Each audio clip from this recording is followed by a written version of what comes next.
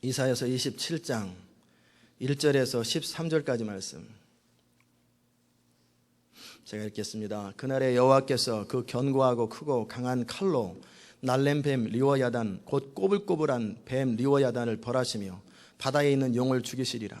그날에 너희는 아름다운 포도원을 두고 노래를 부를지어다. 나 여호와는 포도원 지기가 되며 때때로 물을 주며 밤낮으로 간수하여 아무든지 상해하지 못하게 하리로다. 나는 포도원에 대하여 노함이 없나니 진려와 형극이 나를 대적하여 싸운다 하자 내가 그것을 밟고 모아 불사르리라. 그리하지 아니할 것 같으면 나의 힘을 의지하고 나와 화친하며 나와 더불어 화친할 것이니라. 후일에는 야곱의 뿌리가 박히며 이스라엘의 움이 돋고 꽃이 필 것이라. 그들이 결실로 지면 곧 세계입니다. 세계에 채우리로다. 주께서 그 백성을 치셨은들 그 백성을 친 자들을 치신 것 같겠으며 백성이 살육을 당하였은들 백성을 도륙한 자들의 사육을 당함과 같았겠느냐. 주께서 백성을 적당하게 견책하사 쫓아내실 때에 동풍 부는 날에 폭풍으로 그들을 옮기셨느니라. 야곱의 불의가 속함을 얻으며 그 죄를 없이 함을 얻을 결과는 이로 인하나니 곧 그가 제단의 모든 돌로 부서진 횃돌 같게 하며 아세라와 태양상으로 다시 서지 못하게 함에 있는 것이라.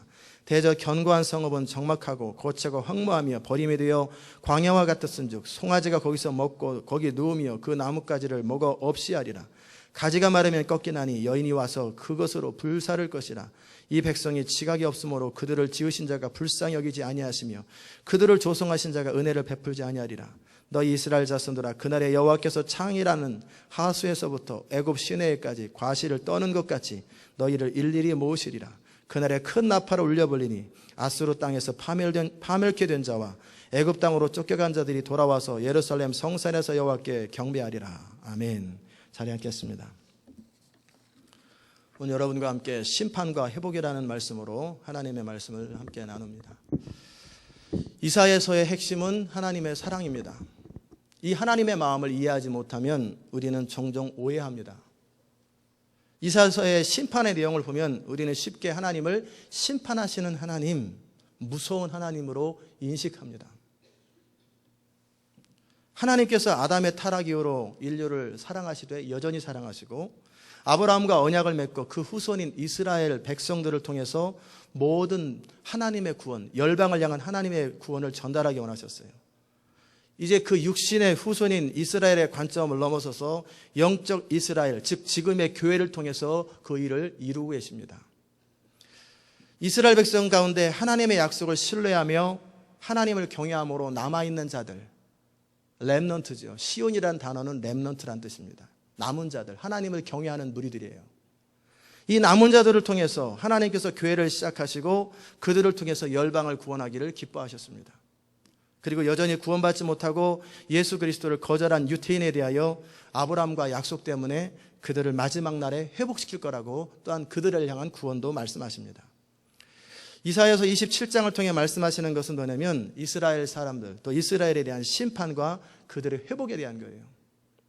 오늘 말씀을 통해서 심판의 특징을 여러분이 알아야 되고 심판에 담겨있는 하나님의 마음을 알아야 합니다. 그리고 하나님이 회복하실 때는, 우리 인생을 회복하실 때는 어떤 과정을 겪어서 어떤 과정을 통해서 회복되는지 그것을 여러분이 알아야 합니다. 그래야 우리 삶 가운데 어려운 상황을 통해서 하나님은 뭘 기뻐하는지 원망하지 아니하고 오해하지 아니하고 하나님과 함께 우리의 삶을 들여서 회복이 빨리 이루어집니다. 하나님께서는 역사적인 내용으로 아시리아와 바벨론의 포로가 되어 있는 이스라엘을 회복시키겠다라는 내용이고, 두 번째는 아시리아와 이집트에 도망갔던 사람들조차도, 피신했던 사람들조차도 회복시키겠다라는 내용이고, 또 그들 가운데 모든 죄악적인 요소를 제거하시고 하나님만 섬기겠다는, 하나님만 섬기는 백성으로 회복시키겠다라는 것이 27장의 주된 약속이요 주된 내용입니다. 이 부분을 좀 더 구체적으로 자세하게 살피면서 우리 삶 가운데 적용할 수 있기를 바랍니다. 하나님은 하나님의 택한 자녀들의 죄악적인 요소를 제거하시고 하나님만을 경외하고 그분만을 섬기는 백성으로 만들기를 기뻐하십니다. 1절에 보면 그날에 오면 여호와께서 견고하고 크고 강한 칼로 날렘 뱀 리워야단, 곧 꼬불꼬불한 뱀 리워야단을 벌하시고 바다에 있는 용을 죽이시리라 말씀하십니다. 이것은 이스라엘을 괴롭히는 주변의 이집트와 바벨론을 말하기도 하지만 그보다는 영적인 의미로 이스라엘을 진짜 괴롭히는 건 그건 그들 가운데 늘 잠재되어 있는 죄악적인 요소라는 거예요. 아합 왕이 엘리야에게 이스라엘을 괴롭히는 자여 너여 왔느냐? 그렇게 할 때 엘리야가 했던 말이 이스라엘을 진정 괴롭히는 것은 내가 아니고 하나님이 아니라 당신 자신과 당신과 함께 살아가는 이 백성들이 스스로 자기를 괴롭힙니다 라고 엘리야가 얘기했어요. 즉 이스라엘 백성들이 힘들게 하는 것은 뭐냐면 다른 이방인이 아니고 그들 안에 있는 죄의 세력, 파워 오브 신, 그리고 사단의 세력을 제거하는 것, 이것이 그들을 힘들게 하기 때문에 하나님은 이 죄악적인 요소를 제거하시겠다는 것입니다. 최종적인 의미는 십자가를 통해서 사단을 깨트리시고 교회를 통해 모든 견고한 사단의 세력들, 강한 자를 멸하시고 궁극적으로 그리스도가 다스리는 하나님의 나라를 완성하시겠다는 것, 그것이 궁극적이고 최종적인 의미입니다. 이스라엘 안에 있는, 우리 안에 있는 죄악적인 요소들을 제거하고 하나님이 원래 의도하셨던 아름다운 포도원, 이사야 5장에 나와 있는 내가 극상품 포도원을 만들고 거기에 극상품 최고의 그 씨앗을 심었는데, 나무를 심었는데, 근데 왜 이렇게 돼버렸냐? 내가 너희를 창조하였을 때, 내가 너희를 구원하였을 때는 가장 최고의 은혜를 베풀었는데 너희들의 삶이 왜 그렇게 힘들고 왜 이렇게 비참하고 왜 그렇게 고통당하고 사느냐? 지금 그 얘기를 하고 계시는 거예요. 내가 원래 의도하였던 하나님의 다스림과 하나님의 목적에 의해서 끌려가는, 다스려져가는 이스라엘로 회복시키겠다라는 것, 그것이 창세로부터 지금까지 하나님의 목적이고 의도입니다. 이건 변함이 없어요. 우리는 모든 것이 합력하여 선을 이룬다 그럴 때 그 선이라는 개념을 착각합니다. 결국 내 뜻대로 내가 원하는 기도대로 되겠지, 착각입니다. 아닙니다. 그거 선 아닙니다. 하나님의 사람으로 회복된다라는 것, 그것이 선이고, 하나님은 결국은 그리스도를 닮은 사람으로 우리를 바꾸시겠다, 이것이 최종적인 목적이고 이게 선입니다. 하나님께서는 하나님이 의도하신 것을 절대 포기하지 않으십니다. 우리가 마지막 숨이 끊어지는 한까지 하나님은 포기하지 않습니다. 결국 하나님은 우리를 처음 창조했던 목적대로 만들기 원하시고 그것을 회복시키는 것, 그것이 하나님의 끊임없는 의도입니다. 그날에 하나님의 포도원에 대해서 노래할 거라고 그랬어요. 나 여호와가 포도원을 지킬 것이며 아무도 상하게 하지 못하도록 보호하시겠다.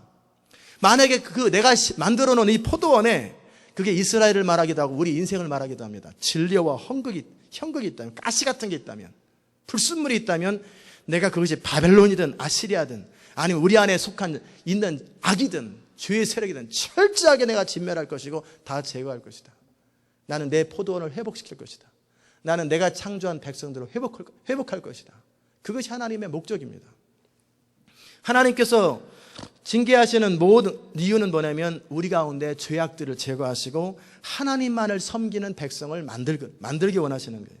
그래서 마침내 그들에게 복을 주시고 그들로 하나님의 풍성함을, 에덴의 축복을 누리기 원하시는 것, 그게 하나님의 의도이십니다. 그러므로 그들을 향해서 하나님이 원하시는 것은 모든 아세라상과 태양상, 모든 우상을 버리고 살아계신 하나님께로 돌아오라고 말씀하시는 거예요. 그리고 하나님을 대적하는 견고한 성읍들을 스스로 바벨탑 같은 그런 자기 성을 쌓은 것들을 다 무너뜨리시겠다고 그러셨어요. 하나님을 대적하는 모든 견고한 성읍에 대해서 심판을 명하고, 그리고 8절과 9절에 하나님께서 이스라엘 백성을 멀리 쫓아내셨다. 그것으로 그날의 징계를 삼을 것이다. 주께서 동쪽에서 불어오는 뜨거운 바람으로 이스라엘 백성들을 쫓아버리시겠다. 그러나 이것은 완전한 멸망은 아니고 이스라엘 안에 있는 죄악들을 제거하기 위한 하나님의 치료책이며 이스라엘 백성들에게는 그것이 죄를 용서받기 위한 대가라고 표현하셨습니다. 그러나 이 모든 과정이 끝나면 하나님은 이스라엘을 회복시킬 것이요, 다시 돌아오게 하실 것이요, 그리하여 아시리아에 잡혀간 사람들이나 이집트에 도망한 사람들조차도 다시 모여서 하나님을 예배하는 민족으로 만들겠다고 하시는, 그것이 하나님의 약속입니다. 그래서 하나님만 섬기는 민족, 하나님을 경외하는 민족이 되는 것, 그것이 하나님의 이스라엘을 향한 사랑이요, 이스라엘 백성들을 향한 하나님의 구원입니다. 이 이스라엘이란 단어를 사용할 때 우리는 팔레스타인 유대 사람들을 생각하면 안 돼요. 그들도 생각하지만 동시에 영적인 이스라엘, 아브라함의 믿음으로 말미암아 아브라함의 후손된 교회와 우리 한 사람 한 사람이 동일하게 이스라엘에 포함되는 것입니다. 그러면서 하나님이 뭐라고 말씀하셨냐면, 내가 이스라엘을 징계한다 할지라도 이방인들 징계하듯이 그렇게 하지 않는다. 이방인들은 징계라는 단어를 사용할 때 징계는 하나님의 백성들에게만 하는 것이고 진노나 저주는 이방인들과 그리고 하나님을 거역하는 사람들에게만 해당됩니다. 나는 그들에게 그렇게 하지 않을 것이다. 그들 안에 꾸불꾸불한 날랜 용과 같은 리워야단과 같은 이런 속성들만을 제거하는 것, 이것이 하나님의 사랑이라는 거예요. 그래서 최종적으로 6절에 야곱 백성이 뿌리를 내리며 이스라엘이 싹을 내며 꽃을 피워 세계가 그들의 자녀로 가득하게 될 것이다. 하나님을 섬기는 민족으로 전 세계에 가득하게 될 것이다. 전 세계 영적 이스라엘, 모든 전 세계 가운데 물이 바다를 덮음같이 여호와를 인정하는 것이 온 땅에 가득하게 될 것이다. 이것이 하나님의 약속입니다. 여러분이 이 말씀을 생각하면서 이사야서를 읽을 때 이사야서가 이해가 됩니다. 저는 바라기는 설교 듣고 그냥 교훈 받고 책 덮고 한 번도 이사야서를 안 읽으면 설교 들으나 마나요. 집에 가서 이사야서를 읽고 그 내용이 그 내용이로구나. 그래야 여러분이 평상시에 참 어렵고 이해 안 되는 이사야서가 그때 이해가 되는 거예요. 메시지를 듣고 그 이사야서를 다시 살피는 거예요. 큐티를 하는 거예요. 그렇게 하면 여러분이 이해가 될 거예요. 이 제가 지금 드린 말씀, 이 성경 27장에 나와 있는 말씀을 통해 보는 사실이 뭡니까? 하나님의 심판의 목적은 심판 자체에 있지 않아요. 회복입니다.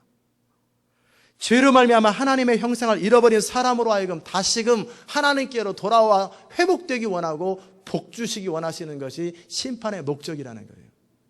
하나님의 심판은 죄로 말미암아 얼룩진 인간으로 하여금 우리 안에 있는 죄악적인 요소들을 제거하시고 오랫동안 그렇게 살아왔던 삶의 찌꺼기들을, 죄악의 사슬들을 벗겨내기 원하는 것, 그것이 하나님의 심판의 목적입니다. 그리하여 하나님의 풍성함으로 돌아오는 것, 하나님께서 포도원을 파괴시킨 것, 그것이 아니에요. 제가 여러분에게 침투겨가면서 큰 소리로 막 외쳐가는 건 여러분 망하라는 게 아니에요. 그렇게 살면 망하니까 지금까지 살아왔던 거 감격스럽고 영광스럽지 않지 않느냐고, 회복하라는 거예요. 돌이키라는 거예요. 그래서 진짜 하나님의 영광이 뭔지 알아보라는 거예요. 정말 믿음으로 살아가고 하나님의 뜻대로 살아갈 때 누리는 축복이 뭔지 경험해보라고 제가 그토록 외치는 거예요. 무슨 말씀인지 아셨습니까? 그것은 징계도 아니고 그것은 심판, 멸망이 아니라 사랑이에요. 하나님이 이스라엘을 향한 그 모든 것들은 사랑에서 출발되는 거예요. 정말 하나님이 미워하면 어떻게 되는지 아세요? 정말 미워하면 제해버리십니다. 어떻게? 내버려 두시는 거예요. 잘 먹고 잘 살아라. 나는 너네들의 인생에 대해서 관심 없다. 딱 관심을 끊어버리는 거예요. 그게 가장 큰 저주입니다. 징계한다라는 것, 잔소리한다라는 것, 뭔가 계속 푸시한다라는 것은 여전히 사랑이 남아있다라는 거예요. 하나님은 우리를 보호하기 원하시고 지키기를 원하세요. 그럼에도 우리 안에 있는 계속 우리의 복을 가로막는 가시와 엉겅퀴를 제거하기 원하시는 거예요. 그것. 인간의 삶을 파괴하는 죄악의 사슬들을 제거할 때 하나님의 축복이 임합니다. 여러분은 보이지 않지만 우리 이 세상, 이 천장밖에 안 보이죠. 지금은 빛밖에 안 보이고. 하나님과 우리 사이에는 공중이 있습니다. 공중. 환상을 통해서 보면, 어떤 분이 환상을 통해 보면 캘리포니아와 미국 땅에 새카만 구름, 그것도 완전히 아스팔트 같은 새카만 구름으로 가득 차서 도무지 안 보이더라는 거예요. 저게 뭡니까? 이 땅의 공중의 권세 잡은 자들이고 사람들을 타락시키고 무너뜨리고 하나님의 말씀대로 돌아오지 못하게 하는 세력들이다. 시커멓게 이 땅에 가득 차 있어요. 몰라요. 전혀 몰라요. 그렇기 때문에 우리가 기도를 해도 올라가지도 않아요. 하나님의 축복이 임해도 내려오지도 않아요. 그러니까 이 땅에서 비참하게 사는 거예요. 이게 우리 인생이에요.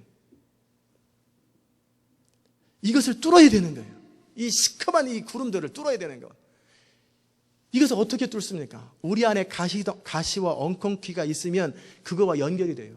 전기가 연결되는 것처럼 너무나 자연스럽게 커넥트돼요. 시커먼 그 어둠의 세력과 우리 안에 있는 죄악들, 가시와 엉겅퀴 이런 악한 것들이 바로 연결되어서 우리 삶에 막히는 거예요. 그래서 거룩하라는 거예요. 우리를 괴롭히려고 거룩한 게 아니라 우리 삶 속에는 악한 요소가 남아있으면 그게 이 어둠과 연결이 돼요. 영적 전쟁을 할 때, 축사를 할 때, 귀신을 쫓을 때 중요한 것이 있어요. 그게 뭐냐면 그 사람 안에 또 그 사람을 회방하는 귀신만 있는 게 아니라 이 하늘에 있는 영들과 다 연결이 되어 있어요.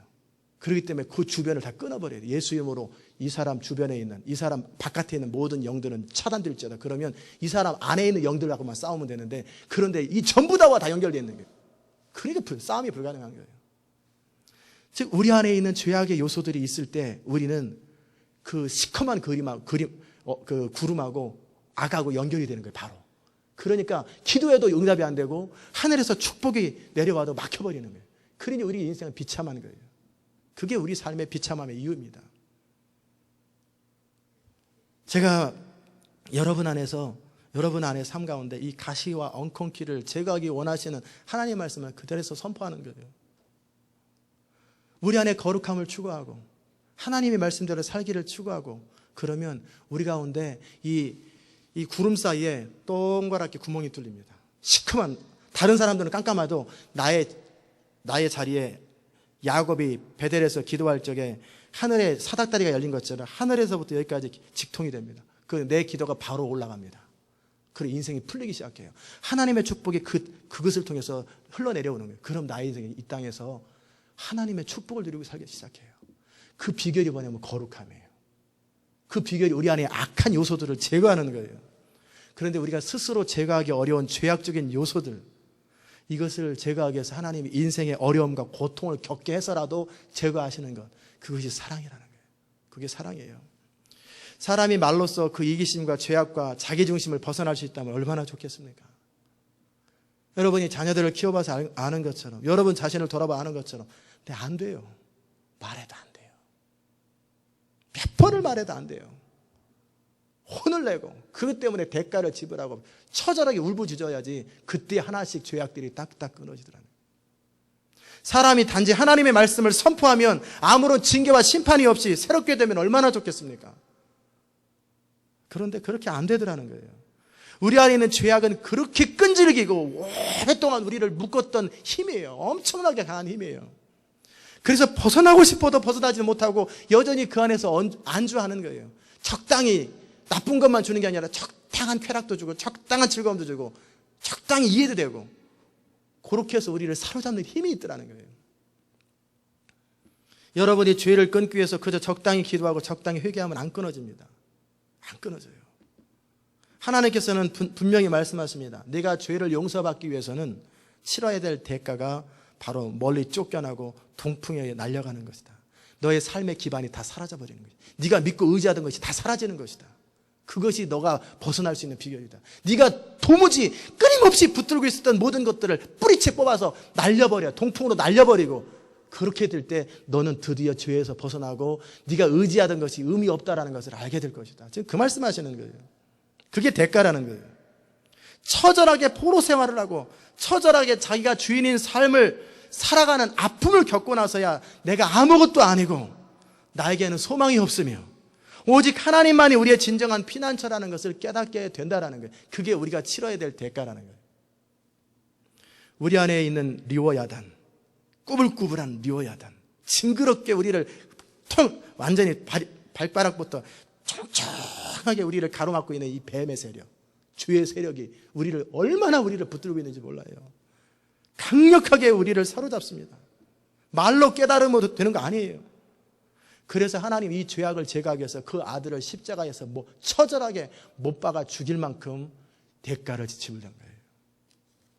누구든지 가시와 엉겅퀴를 내어서, 즉 가시와 엉겅퀴는 하나님을 대적하는 생각들, 내 경험들, 내 어떤 것, 이런 거예요. 하나님의 가장 아름다운 목적과 의도와 하나님의 그 뜻을 가로막는 어떤 것들, 포도원을 회방하는 것이 가시와 엉겅퀴인데 내가 다 태워버리겠다라는.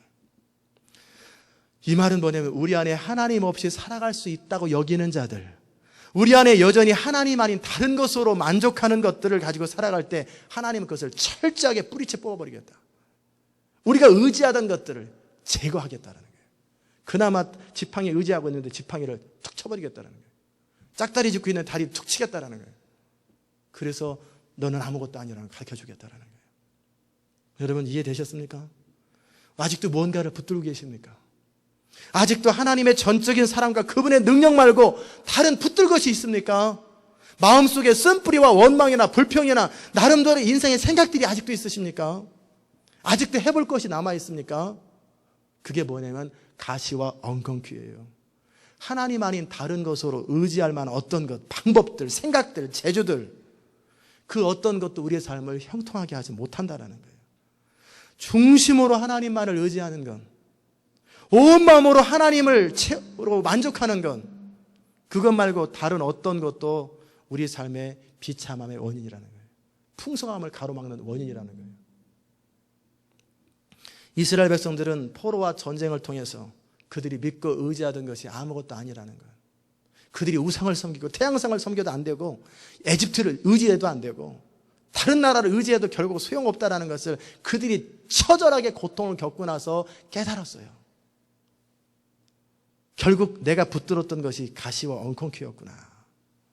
마찬가지로 우리가 무언가 기대고 무언가 우리 자신을 위해서 도움이 된다고 여겼던 그런 것들이 사라지고 내가 그 모든 것이 내가 잡을 수도 없고 잡아서는 안 된다라는 사실을 깨닫게 되고 중심으로 하나님 외에 다른 만족이 없을 때, 하나님만을 사랑하게 될 때, 그럴 때 하나님께서 우리에게 하신 약속은 너의 삶이 싹이 나고 뿌리를 받게 될 것이다. 그리스도 예수로 말미암아 뿌리를 박는 거예요. 그 안에서 뿌리를 박는 거예요. 예수 그리스도에게 깊이 뿌리를 박는 거예요. 그 뿌리가 나무를 보존합니다. 내가 왜 화가 나는지, 내가 왜 걱정하는지, 내가 왜 고민하는지, 그 뿌리가 세상이면 돈 때문에 고민하고 자존심 때문에 고민하고 체면 때문에 고민합니다. 그 뿌리가 세상이기 때문에 그래요. 그러나 그 뿌리가 예수 그리스도에게 박혀있는 사람은 이런 거 가지고 고민 안 하고 주의 영광, 주님의 나라, 주님의 뜻을 순종하지 못하는 내 안에 있는 죄악들, 이런 것들 때문에 고민하는 거예요. 왜? 뿌리가 예수께 박혀있기 때문에. 그런 사람들에게, 뿌리가 그리스도에게 깊이 박혀있는 그 사람들에게 주님은 말씀하시는 거예요. 누구든지 피난처를 찾아 내게로 오면 나와 평화롭게 지낼 것이다. 내게로 와서 나와 화친할 것이다. 그리고 앞으로 그들 야곱 백성이 뿌리를 내리고 이스라엘이 싹을 내며 꽃을 피울 것이니 세계가 그들의 자녀로 가득할 것이다. 그렇게 말씀하시는 거예요. 야곱 백성. 얼마나 여러분 창세기 읽어보십시오. 야곱이 살아보려고 몸부림치고 악착같이 살았습니까? 그런데 그의 모든 수고와 노력이 그의 삶을 하나님으로부터 멀어지게 해요. 바쁘고 부지런하면 부지런할수록 하나님과 멀어져요. 그 결정적인 순간에 주저앉을 때마다 하나님이 그를 보호하시고 이끌어 주셨던 그 하나님을 놓치고 인간적인 꾀와 재능을 믿고 여전히 자신의 삶을 꾸려가려고 하는 게 바로 야곱이에요. 형을 속이고 아버지를 속여서라도 축복을 받고자 하는 야곱, 외삼촌과 갈등을 겪어서라도 야반도주를 해서라도 한몫을 잡고 싶었던 야곱, 그런 야곱에게 하나님이 나타나십니다. 아버지를 떠나 스스로 판 무덤 때문에 형한테 도망갈 수밖에 없는 그 야곱에게 하나님이 나타나시지요. 외삼촌과 실갱이하면서 머리싸움을 하고 이제 지쳐 있어요. 자기는 너무 혼자거든요. 그를 두려워하고 있을 때 하나님이 야곱의 꿈에 나타나셔서 고향으로 돌아가라, 내가 함께하리라.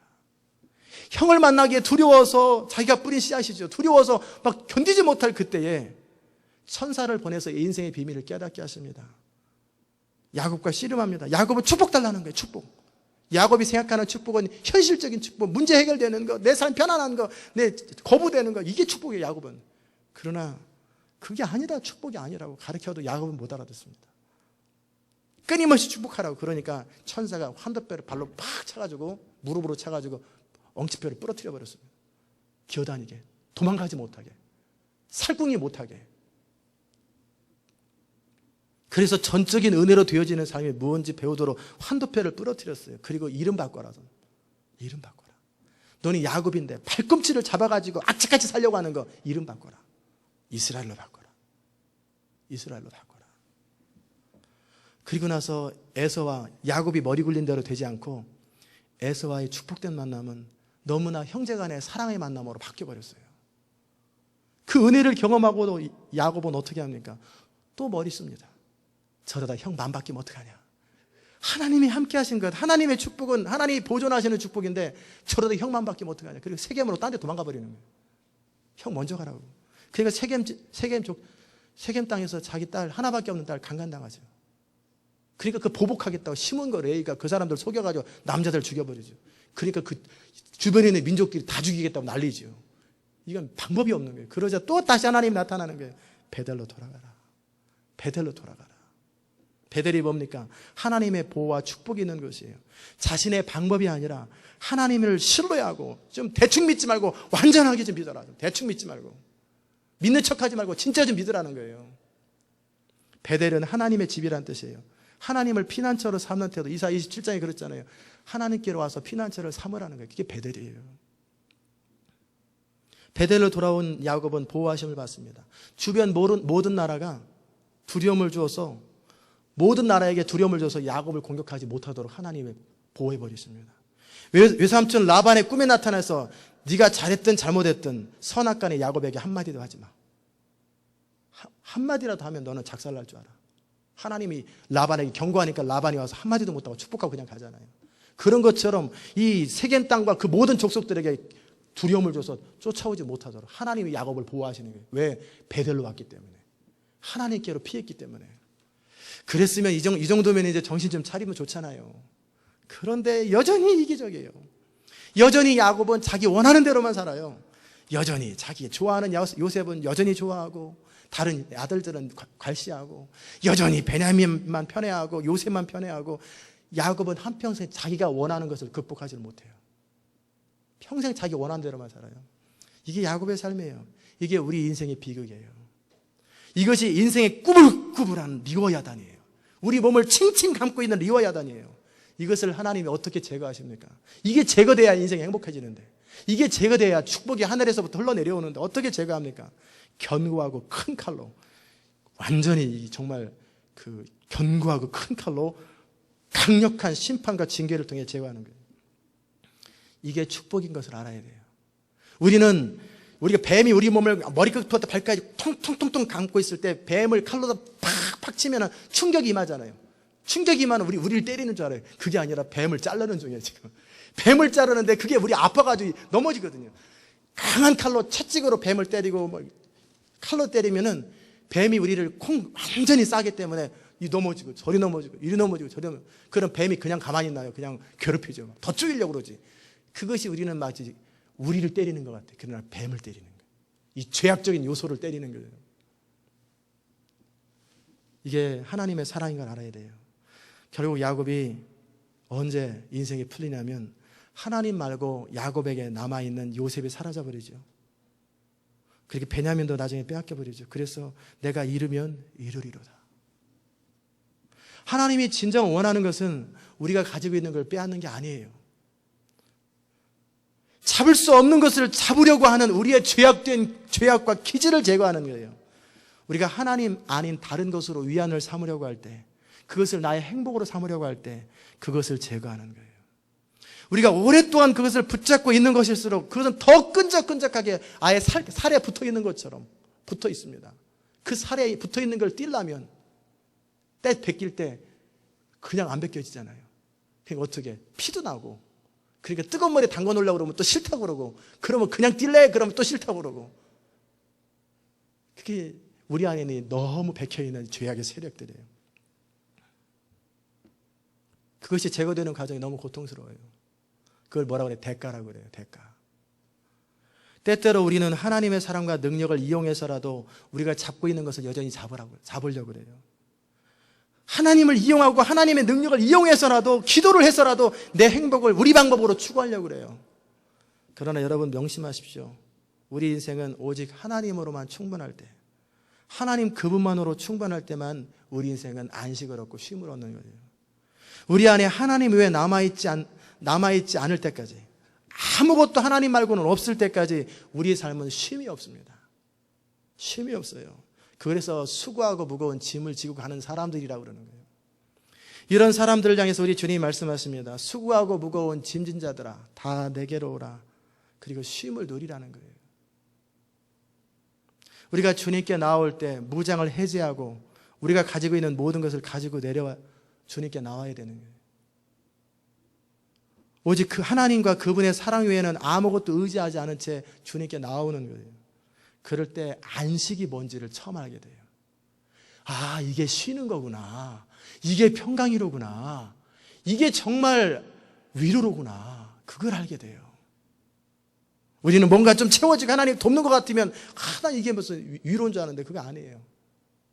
하나님 그분으로 만족할 때 그걸 진짜 안식이라고 그래요. 그런데 우리 삶을 얽매이는 꾸불꾸불한 리워야다는 얼마나 끈적끈적한 줄 아세요? 얼마나 끈적끈적한지. 이게 야곱의 삶이에요. 스스로 할 수 없는 이 죄악의 요소들, 여전히 하나님이 아닌 다른 것으로 행복을 삼으려고 하는 이 모든 시도들이 어떻게 벗겨지는지 아세요? 스스로 파놓은 함정에 스스로 빠짐으로 벗어집니다. 자기 몸으로 낳은 아들들에 의해서 요셉이 팔려가죠. 자기 꾀에 의해서 역시 20년 동안은 고향을 떠나게 되죠. 외삼촌을 속였더니 외삼촌이 자기를 속이죠. 야곱이 그토록 괄시하고 무시했던 그 자기 아들들이 야곱이 가장 잡고 싶고 사랑했던 요셉을 빼앗아 갑니다. 그토록 자기 옆에 두고 싶었던 베냐민이라는 아들을, 하나밖에 안 남은 그 자기 소중한 것을 기근을 통해서 빼앗겨 버립니다. 그게 하나님이 이끄시는 방법이에요. 이게 인생이에요. 뿌린 대로 거두는 것. 우리는 징계가 그냥 하나님한테 임하는 것 같지만 그렇지 않아요. 우리가 뿌린 것을 우리가 거두는 과정이 징계입니다. 우리가 심은 대로 거두는 과정이 징계라는 거예요. 하나님은 그걸 바라볼 뿐이에요. 지켜볼 뿐이에요. 우리가 뿌린 것을 통하여 우리가 고통을 겪음으로 우리 죄악이 벗어나고, 또 우리가 어쩔 수 없는 환경으로 인하여 고통을 당할 때 드디어 무장해제를 하더라는 거예요. 그리고 마지막까지 자기 행복을 위해서 이것만은 꼭 있어야 됩니다. 이것만은 꼭 붙들어야 됩니다. 이거 없으면 진짜 안 됩니다. 그것이 내려놓아질 때 그때서야 안식을 얻더라는 거예요. 근데 그게 저절로 안 돼요. 그래서 하나님께서 그런 일들이 우리 삶 가운데 일어나도록 허락하시는 거예요. 이 모든 게 하나님의 은혜요, 사랑입니다. 바로 야곱에게 말씀하시는 거예요. 이렇게 내려놓음을 경험하고 나면 하나님의 전적인 섭리로 죽었다고 생각했던 요셉을 만나지요. 자기가 그토록 안 놓고 싶었던 베냐민을 다시 얻어요. 자기가 뿌려놓은 편애와 집착으로 말미암아 생긴 자식들 간의 질투와 미움들이 회복되어서 서로 사랑하고 서로를 위해서 자기 목숨을 내놓겠다고 그래요. 형제 간의 우애와 화목으로 바뀌어버려요. 이게 하나님의 통치예요. 그래서 그들이 하나님 안에서 온전한 삶을 살아갈 뿐만 아니라 그들이 존재하는 것이 이집트의 복이요, 열방의 복이 되는 것. 이게 하나님의 축복이에요. 마찬가지로 하나님은 심판을 통해 우리 삶의 모든 리워야단, 즉 죄악적인 요소들을 제거하기 원하십니다. 이제 하나님을 대적하여 높아진 모든 가시와 엉겅퀴들을, 죄로 말미암아 찾아온 우리의 삶의 불행한 요소들을 제거하는 거예요. 우리는 불경기가 불행의 원인이라고 생각해요. 착각입니다. 이 불경기 속에서 돈 버는 사람은 돈 벌어요. 행복한 사람은 행복해요. 불경기가 재난의 원인이 아니에요. 내 안에 있는 하나님을 의지하지 않는 삶의 패턴이 우리 안에 불행을 가져다주는 주범이에요. 꼬불꼬불하고 끊임없이 딴생하고 끊임없이 잔머리 걸리고 끊임없이 계산하는 그런 우리 안에 있는 리워야단, 끈적끈적하고 지긋지긋할 만큼 꼬불꼬불이 뭡니까? 일자만 하나만 띄우면 되는데 꼬불꼬불 실처럼 완전히 겹겹이 무슨 코일 묶어놓은 것처럼 그렇게 우리를 사로잡고 있는 이 꼬불꼬불한 리워야단을 제거할 때, 제거될 때 드디어 우리는 자유를 얻어요. 자유를 얻어요. 그리고 나면 어떤 일이 생기는지 아세요? 야곱 백성이 뿌리를 내리되 하나님 안에서 깊은 뿌리를 내리며 이스라엘이 싹을 내며 꽃을 피우되 세계가 그들의 자녀로 가득하다라는 거예요. 그게 그 사람의 영향력입니다. 우리가 우리 스스로 힘으로 뭔가 해보려고 그러면 내 사랑하는 아내 하나도 행복하게 못해요. 아내를 울게 만듭니다. 내 남편을 기쁘게 못해요. 화나게 만듭니다. 우리 자녀들의 마음속에 분노를 심어줍니다. 이게 우리가 하는 일이에요. 교회 안에서 서로 믿음 안에서 모인 공동체처럼 서로 미워하고 질투하고 싸우고 서로 비난하고 딴소리하고 컴플레인하고 이게 우리가 살아가는 모습이에요. 악해서 그래요. 우리 안에 이 꾸불꾸불한 것들. 그러나 이것이 싹 사라지면 어떻게 되는지 아세요? 다 제거되면, 고통과 징계의 과정을 통해 제거되면 아내가 나 때문에 천국을 누려요. 남편이 나 때문에 안식을 누려요. 우리 자녀들이 우리 부모를 보면서 최고로 닮고 싶은 사람이 돼요. 나 때문에 교회가 천국이 돼요. 열방이 복을 누려요. 우리가 존재하는 것이 미국의 축복이 돼요. 그런 인생으로 바뀌는 거예요. 우리가 진정 하나님 안에서 안식을 누리게 될 때, 우리가 진정 하나님만을 소망하고 그분만이 우리의 행복의 근원이라고 생각할 때, 그 사람을 통해서 하나님은 세계가 복을 받는 통로가 되게 하세요. 그것이 복입니다. 여러분이 하나님만을 의지하고 하나님께만 소망을 두는 사람으로 바뀌게 될 때, 여러분은 세상을 구원하는 통로가 돼요. 쓰임받기 원한다고 날마다 기도할 때 하나님은 우리 가운데 뭘 하시는지 아세요?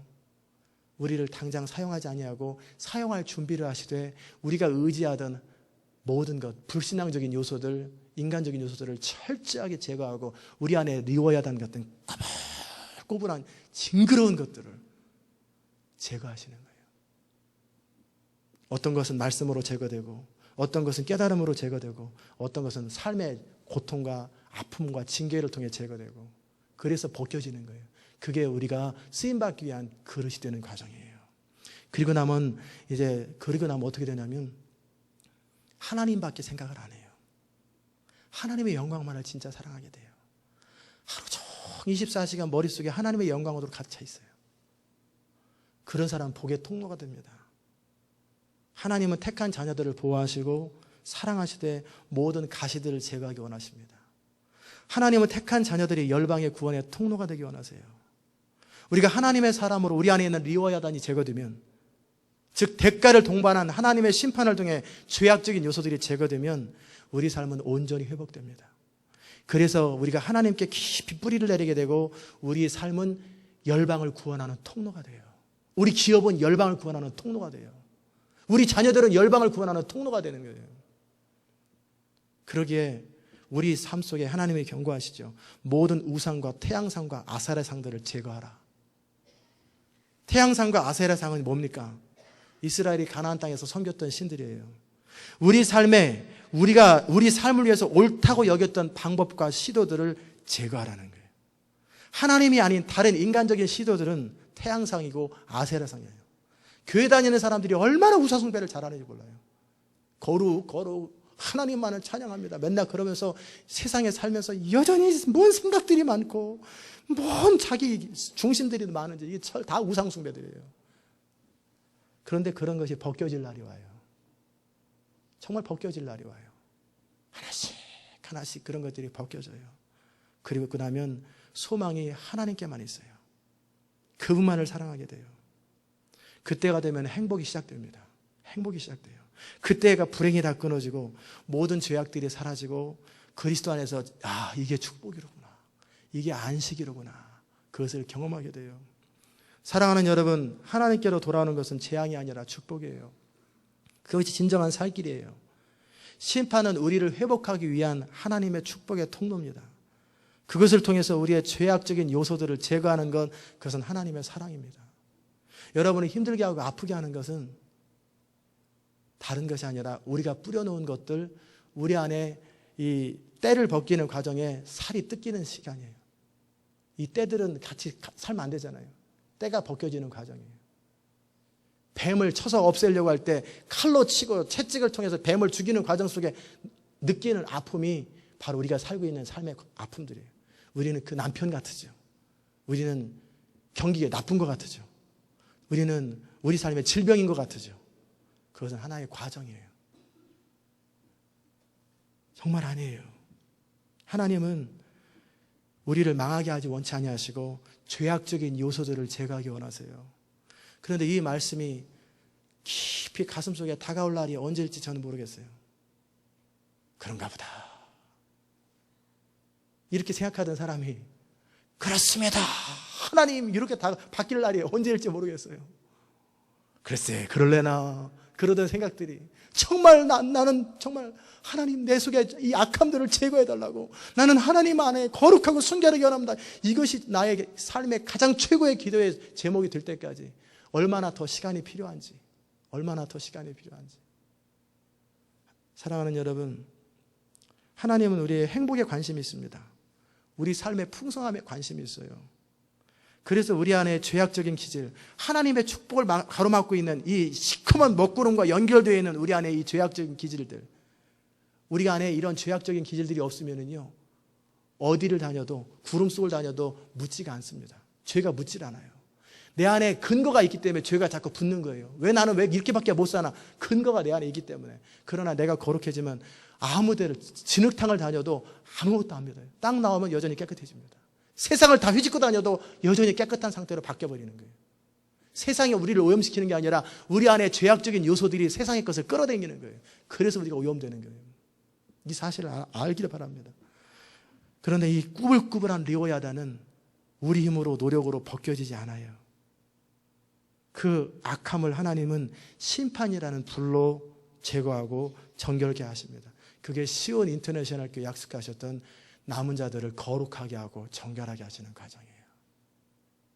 그렇다고 뱀이 여러분을 꽁꽁하고 있는데, 뱃속에 회충으로 가득 차 있는데 회충약을 안 먹겠습니까? 먹어야지. 얼굴은 누리끼리해지고 아무리 밥을 먹어도 여전히 배고프고 회충으로, 이 몸 안에 회충으로. 요즘에 회충 없지요. 우리 어렸을 때 회충 많아가지고 진짜 징그러웠는데, 이 뱃속에 회충으로 가득해서 아무리 먹어도 배고파요. 맨날 배고파요. 왜? 회충이 다 먹으니까. 근데 회충약을 먹기 싫다고 버팁니까? 우리 몸에 그냥 칭칭 감겨있는 이걸 제거하는 과정이 힘들다고. 힘든 건 힘들어야 돼요. 왜? 내가 뿌린 씨앗이기 때문에. 그래서 결국 거룩해져야 돼요. 깨끗해져야 돼요. 그럴 때 안식이 됩니다. 그럴 때 에덴의 축복을 누리는 거예요. 여러분, 심판은 축복의 전주곡입니다. 심판은 회복의 지름길입니다. 하나님의 모든 하시는 일에는 완전함과 사랑으로 가득 차 있어요. 그분은 불의를 행하지 아니하십니다. 그 하나님을 신뢰하세요. 그 하나님께 돌아오세요. 그러면 여러분의 인생은 축복으로 가득 차고, 그리고 전 세계 가운데 우리 자녀들이 퍼지는 것처럼, 이스라엘의 싹이 퍼지는 것처럼, 열매가 퍼지는 것처럼, 그 정말 큰 나무 그늘에 온갖 새들이 깃드는 것처럼 여러분의 인생을 통해 수많은 사람들이 혜택을 받게 돼요. 수많은 사람이 복을 누리게 돼요. 언제? 내가 열심히 돈 벌을 때? 아니에요. 돈 벌면 더 돈 벌고 싶어요. 더 투자하고 싶어요. 더 투자하고 싶어요. 계속 하고 싶어요. 그래서 결국은 죽을 때까지 그러다 마는 거예요. 아니에요. 하나님 안에서 안식을 누릴 때, 내 안에서 모든 하나님 아닌 것들을 다 제거할 때, 내가 하나님 그분으로부터 오는 축복만을 사모하고 아브라함처럼 신들매라도 난 거절한다. 그럴 때, 하나님 그분만을 소망할 때, 어떤 인간적인 방법도 나는 원치 않는다. 그럴 때, 그때서부터 하늘의 통로가 열리는 거예요. 축복의 통로가 열리고 우리 기도가 다이렉트로 하나님께 올라갑니다. 그럼 바로바로 응답됩니다. 바로바로 그날그날 응답돼 버립니다. 그게 축복의 비밀이에요. 저는 이 진정한 풍성한 삶이 하나님 안에 있는 이 놀라운 축복의 말씀이 여러분에게 직접 체험되기를 주의 이름으로 축원합니다.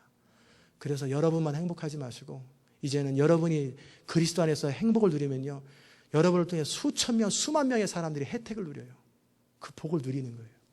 그런 축복된 인생 되시기를 주의 이름으로 축원합니다. 기도합시다. 하나님 감사합니다.